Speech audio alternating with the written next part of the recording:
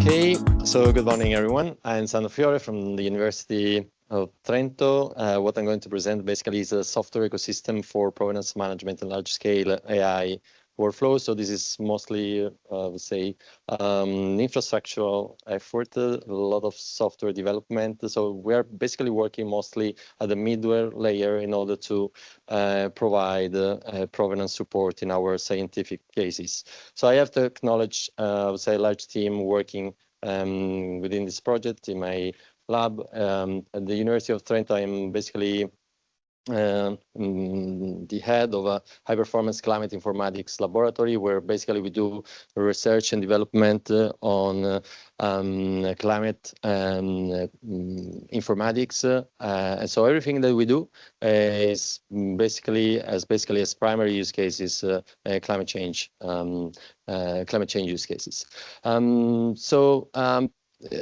As I said, the talk is about provenance, so it's quite important to remember that the provenance provides historical record of data from its original sources. So it's something that can basically enable trust, source attribution, and it can be an enabler for reproducibility.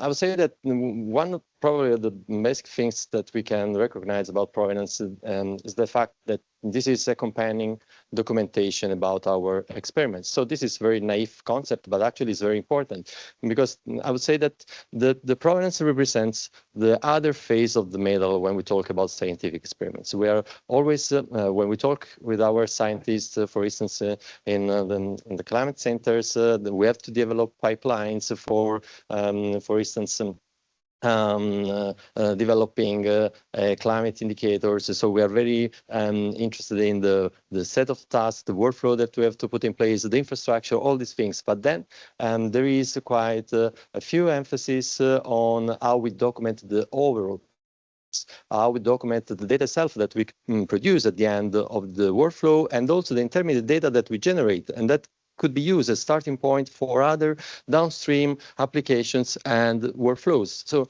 there is quite a strong link between the two. So when we have workflows, we should always try to document that with some provenance documentation. So it's integral part of the experiment's output. It is a research object itself. We can talk about the provenance of provenance. So this is a research object that should be considered as the same level as we do with the data set that we produce in climate. And I totally agree with what Carol said before. If we talk about workflow systems, there are quite a few that support the provenance as like a core features for scientists. I will be talking about that later on in during the presentation. One important thing that basically links to what Carol said about provenance is about metadata and the PIDs. Indeed, what we do in terms of provenance is not something that just as life within our team. It's something that goes from the team to the department, to the organization, to the countries. So if we think about the whole data life cycle, it depends on what others has done, even maybe we even don't know who created some data set before, maybe before the other one. So there is a sort of core linking data concept that basically created the end-to-end story of a data set. And then, of course, the PID part is at the core of this federated provenance concept.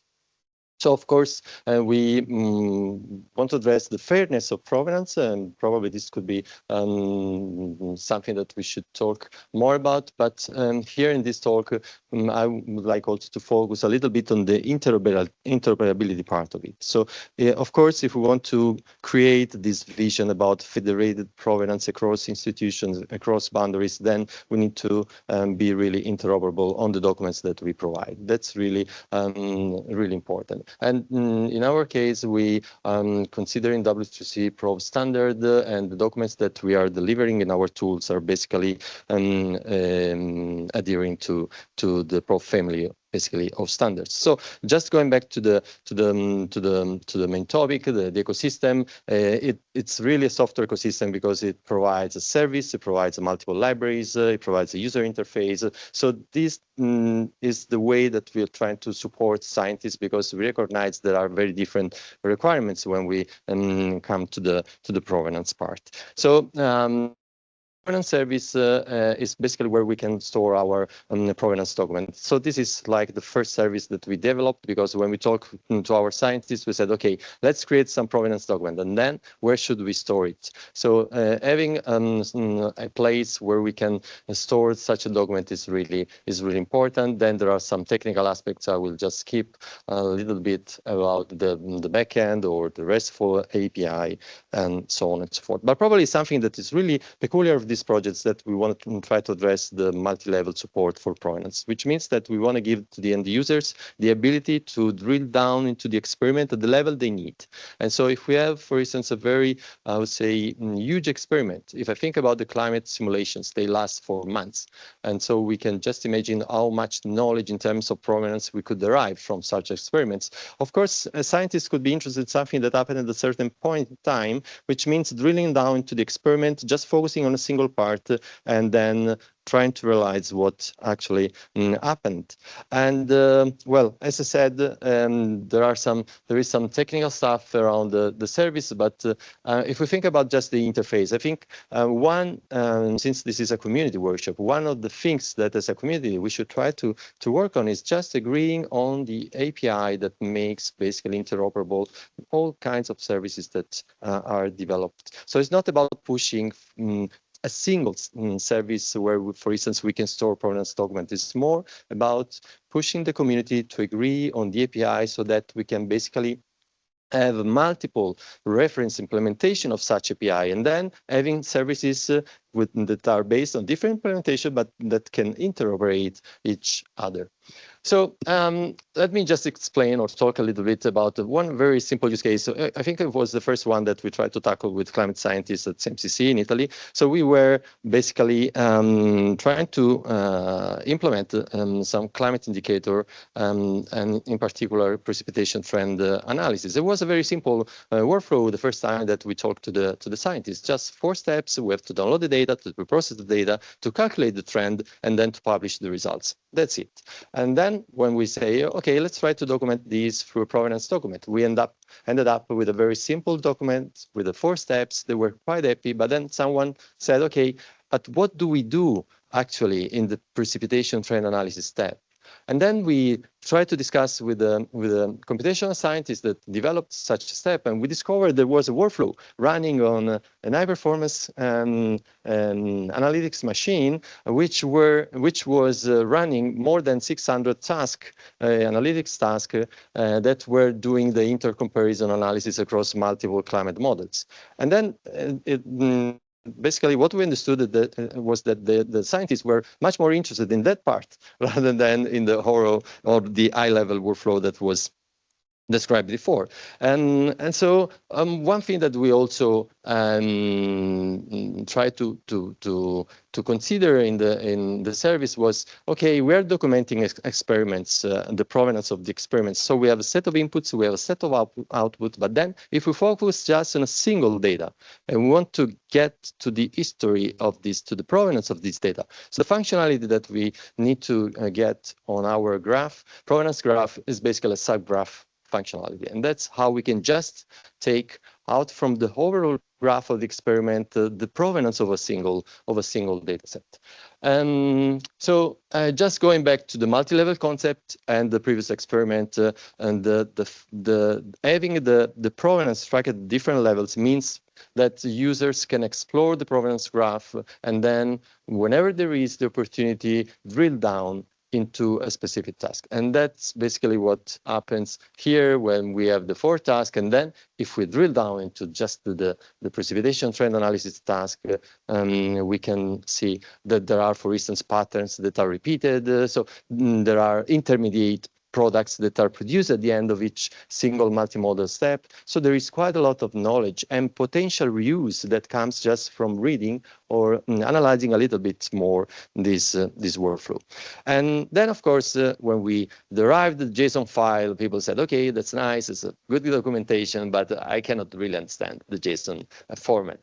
And so I said, okay, let's try to have something very, very simple. So I remember the first meeting we did when we talked about the Explorer. We said, okay, let's try to think about Google and a very simple home page. So let's try to have a single page application that just does the visualization. And that's what we achieved with the Explorer, just a single page. You can either load your JSON file or put the API of the service that is hosting the resource. And this is something that we're doing in a couple of publications. In the last, I would say, in the last two publications, we put in the caption of one picture that was about the output of the experiment, the REST API, the REST endpoint to the resource. So if a reader just click on the caption, he gets the Explorer with the Provenance graph for free.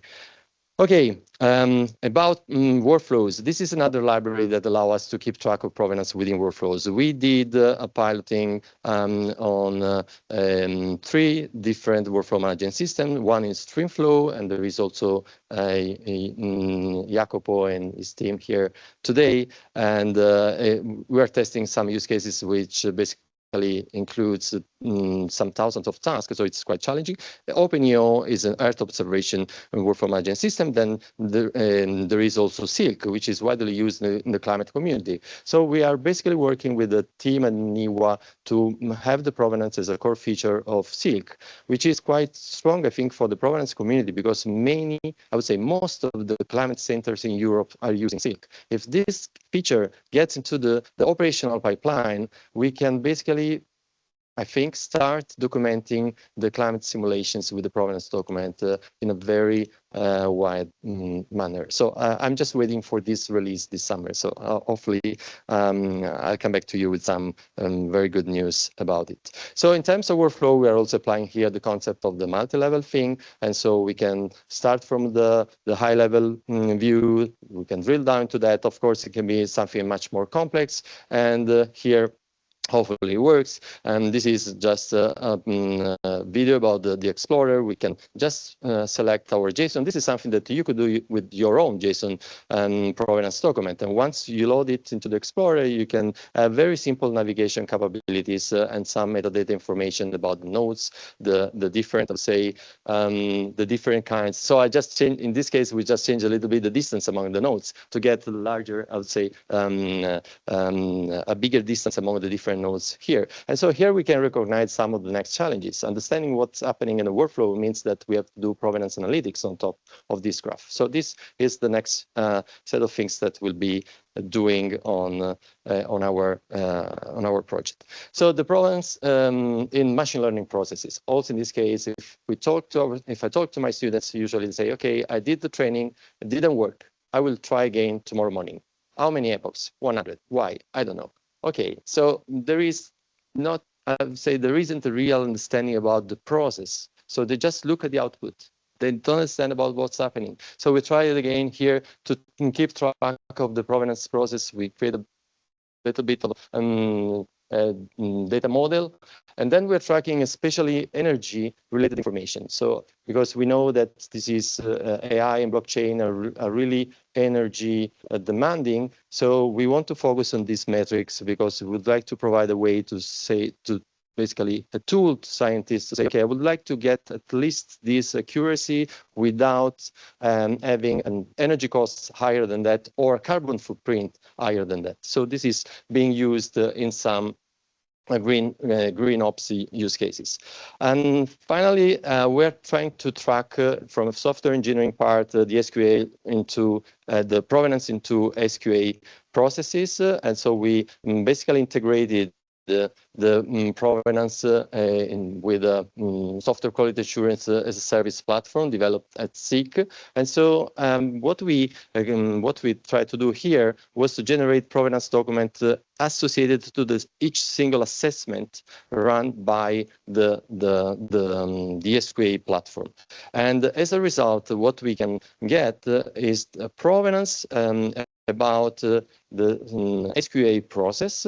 And once we compare different assessments and we notice there are differences, we can also point to the GitHub diff and so understand why a certain unit test gave like a bad or good result with respect to the previous one. And so this is exactly what happens if we go through the provenance graph of the SQA process, and then we go on and we look at the specific assessment, then we compare it with another one. We see there are differences. We just jump to the GitHub and see the difference in the code. So this is a workflow that starts for the analysis of the provenance of the different assessment. There could be many, like 100 different assessments. So there could be, again, here some provenance analytics on top of this graph. And finally, there is a strong link with the EOSC. So this service is quite well linked to many European Open Science Cloud services. So I leave just a few slides here. And so this is done in the context of a few projects. One is EOSC Beyond, which is trying to basically, where we're trying basically to push this service into the EOSC node context with the new federating capabilities just about provenance. So we believe that this is being presented today at the EGI conference in Santander. And concluding, this is, we aim at having a full provenance software ecosystem. We are really taking care of the fairness of the provenance, and we know that there is quite a lot still to do. It implements to a vision aligned with the EU data strategy, because what we want to build at the end with the federated concept of provenance document is a web of fair provenance data and services, while the EU data strategy stated a web of fair data and services. So we are trying to apply this vision to the provenance document. And I think that's it. Thank you so much.